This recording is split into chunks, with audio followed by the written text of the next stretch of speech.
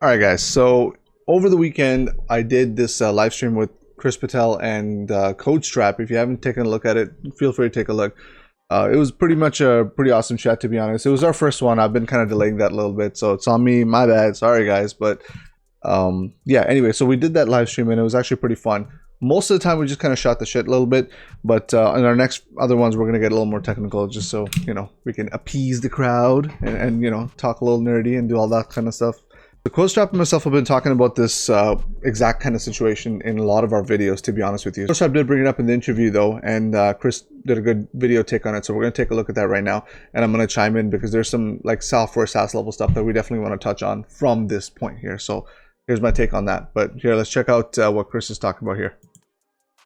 Quick look. One of the things we failed at, honestly, is capturing the value of what we've done. Most of the products you would see on a map in the industry, any company, they're delivering things we built 7 years ago. We failed in capturing the value of that. We're not going to fail again.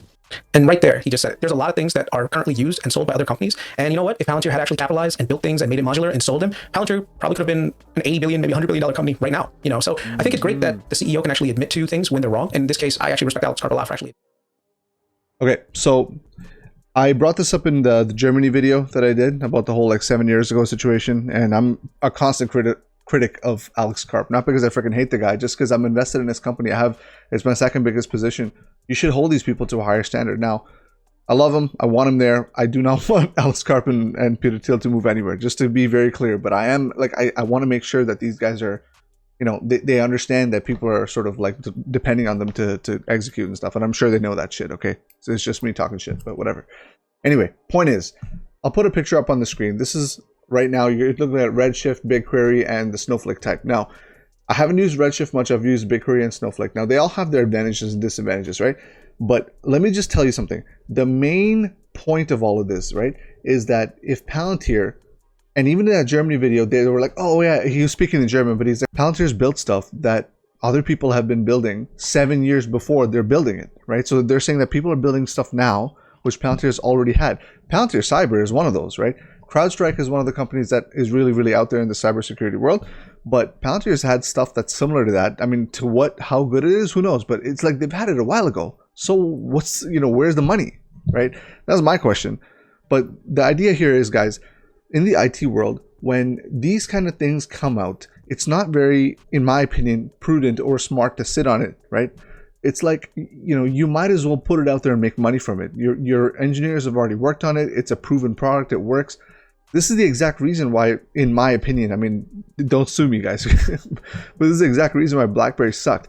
At the time when their BES product, like the enterprise security product, was fantastic. They were one of the best ones, like high security. Instead of selling that a little bit stronger, they started like, moving more towards the phone side of it.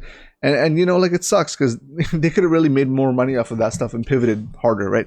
But anyway, that's my take on those guys. But at the end of the day, you're talking about products that this isn't like a simple thing that's like, oh, let me put it out there and let's just see how much money it brings. This is proven. Even 7 years ago, guys, this was proven to bring in a boatload of money. Okay, so this is the kind of stuff I think we should be asking the leadership team as to like why they weren't doing this. Now it's too late now, of course. Like they're modularizing their product and they're rolling a lot of these older features into something like Foundry and selling that more of like a catalog or whatever the case is, right? So it's possible that it's like that, but the idea is that these are the decisions that come to haunt you, like right now, for example. And to be very honest with you, I'm going to drop a bombshell here. I think this is one of the main reasons Cathie Wood actually sold her position, like or a large majority of her position in Palantir. This is my take. To be honest with you, this is what I think it is.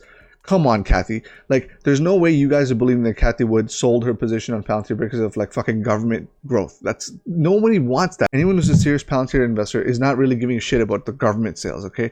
Like, no one cares about that. Everyone knows that we're actually looking for that to go down and the commercial to go up, which is exactly what's happening. But some people are still salty. And I think Cathie heard Alex Karp say, yeah, we've made the mistake in the past and like we won't be doing that again. And she's like, you know what? Oh, damn, I'm done with this guy, right? Because how's this, right? This is basically what happened. Alex Karp is like that one friend that you have, when you have your parties and stuff and you have like everyone's playing games and you have people over and it's time to pick what you want to get for food. You draw cuisines out of a hat and everybody wants either Chinese or Indian or something, right? One person pulls it out, it's Chinese, another person pulls it out, it's Indian, and like it's at a draw. And it all comes down to Alex. And then you have to ask Alex, what would you pick, man? And Alex is like, you know what, man? I don't want I don't want any of these two. I prefer Chipotle. Chipotle is the future. Everyone in 7 years is going to want Chipotle. Why would I pick Indian or Chinese now? And you're like, dude, just pick one. Come on. Like, yeah, everyone might want Chipotle in the future, but right now people want chow mein or butter chicken, bro. Just pick something. Oh, but you know, chow mein and butter chicken sell your data. You know, they're like soulless companies. I would never buy that. I would want Chipotle. Oh man, I need some sleep, guys. Holy crap. I thought way too long and hard on that. Jesus. And this isn't just a few, you know, $1 million here and there, guys. Like these data lakes that these guys like Palantir might have built could be very similar to like the Snowpipe or Snowflake data lake that Snowflake has built, right? And this is, I'm talking a massive company, guys. And most the number one thing that Snowflake offers is the freaking data lake. You know, or as CodeStrap would say, it's a freaking column art database, guys. Like Jesus Christ, you know, it's, I don't know. So in my opinion, it's one of those things that are, you know, it's the one that got away, right? So now Alex Karp is like, crap, we can't be doing that stuff again. We got to make proper business decisions. And I get it, right? The ideal is that Alex Karp is like, why are we doing this stuff? We're trying to build stuff for the future. Why are we doing this for today? I get that. But you have to fight today's battle to win tomorrow's. You know what I mean? Like for you to last that long, you have to fight today. And that's really my point of it. But anyway, Christy had a good take on it. Go check out his video. I'll leave the card over here in the description. I will also post a link to our chat with CodeStrap, myself, and Chris Patel. I will also post that over here. Feel free to go check that out. Feel free to like and subscribe if you like this kind of stuff. I don't ask you to do that much because I really don't give a shit, but I'm a slave to the algorithm, I guess. What can I say? Anyway, I will catch you guys in the next one. Peace.